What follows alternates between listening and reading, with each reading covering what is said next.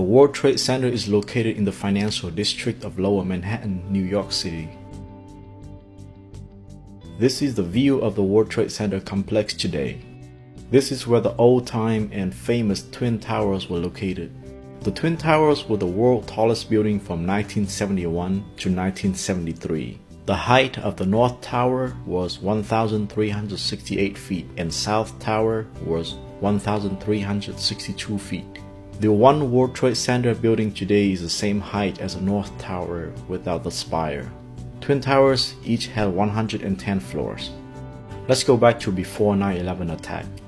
The whole World Trade Center complex looked very different compared to today's. This was Building 7, Building 6, 5, 4, 3, 2, and 1, also known as Twin Towers.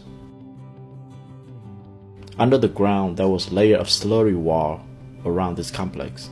It was used to prevent water from the Hudson River going through the soil and flood the construction site.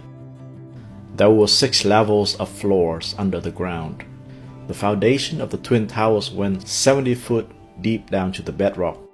This is the core of the building, running from the bedrock to the top of the building. The core contains 47 steel columns. Let's take a look inside the core. It had restroom, utility rooms, a lot of elevators, but only 3 emergency stairwells. This is the exterior steel column of the buildings.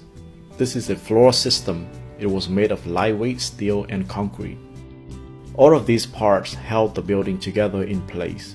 The Twin Towers are said to withstand earthquake and hurricane wind power. 2 hijacked Boeing 767 heading toward the World Trade Center.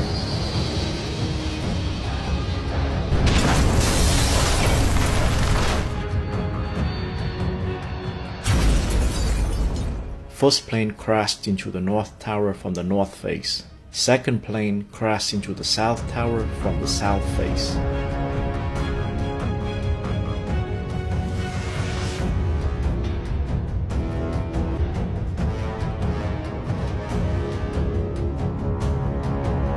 The crash into the North Tower destroyed the entire floor, including inside the core.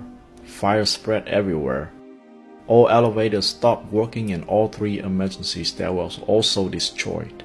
1,355 people at or above the point of impact were trapped and none survived. The crash into the South Tower slightly tilted to the side, leaving 1 stairwell to stay intact, allowing a very few people to escape successfully. But more than 600 people were still trapped above and couldn't survive. Let's take a look at the burning floor in this simplified view. The heat expanded and sagged the floor truss. It pushed the steel column off of the alignment. Steel columns of the core also melted and deformed. After an hour of burning, the steel structure became weakened. They no longer can support the weight load of the upper part of the building. The upper part crashed down and tore apart everything in the lower part. The collapse is said to cause earthquake in the area of up to 2.3 magnitude. That was one of the most tragic days in the history of the United States.